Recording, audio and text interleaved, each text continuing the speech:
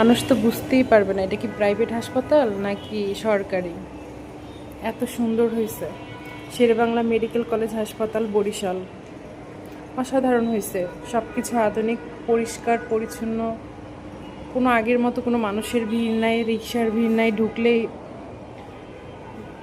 ঢুকতে সব কিছুই ভালো। মানে আলহামদুলিল্লাহ, এরকম যদি সারা জীবন থাকে তাহলে তো কোনো কথাই নাই। হ্যাঁ, আমরা এরকমটাই চাই। আর আগের মতো ওরকম কোনো কিছুই নাই, অনেক সুন্দর হয়েছে।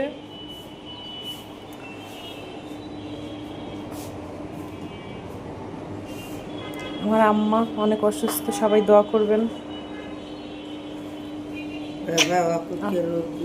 আল্লাহ যেন তাড়াতাড়ি তাকে সুস্থতা দান করে।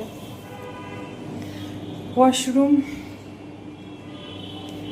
অবশ্য আমরা আধুনিক কেবিন নিছি, তারপরও অন্যান্য ওয়ার্ড বা নিচের যে ফ্লোরগুলা সবগুলো অনেক সুন্দর, ক্লিন, পরিষ্কার পরিচ্ছন্ন। আগের মতো কোনো কিছু নাই, আসলেই টাকা লাগবে, টাকা ছাড়া ঢুকানো যাবে না, টলিতে উঠাইলে টাকা লাগবে, এইটা করলে টাকা লাগবে, ওরকম কোনো কিছু নাই। এখন সব কিছু অনেক সুন্দর হয়েছে, আলহামদুলিল্লাহ অনেক ভালো লাগছে। সবচেয়ে আরও বেশি ভালো লাগছে যে এই যে নাস্তা দিছে সকালে আর রাতেরটা মিলে। আমরা রাতে আসছি, রাতে দেয় না, এখন দিছে 8টা ডিম দিছে, চারটা চারটা, তারপর 2টা রুটি, কলা, সব কিছু অনেক সুন্দরভাবে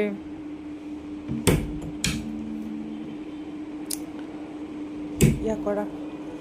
এরকমটা যদি থাকে সারা জীবন তাহলে তো ভালো, আলহামদুলিল্লাহ। এটা পড় মা। সবাই দোয়া করবেন আমার আম্মার জন্য, তাড়াতাড়ি সুস্থ হয়ে যাক, আমরা বাসায় যাব।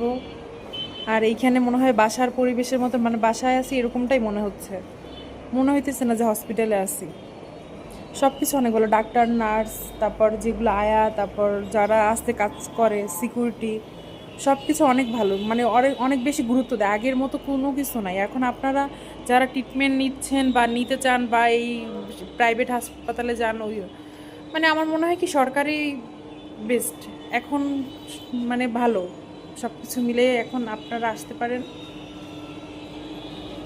এই আমার কাছে অনেক বেশি ভালো লাগছে। আমরা অবশ্য কেবিনটা পাইছি, মানে একটা কেবিনই খালি ছিল, আমরা হুট করে আসার পরে এটা পাইছি। এখন সবাই তো পায় না, তারপরও ভালো, আপনারা আসবেন এইখানে।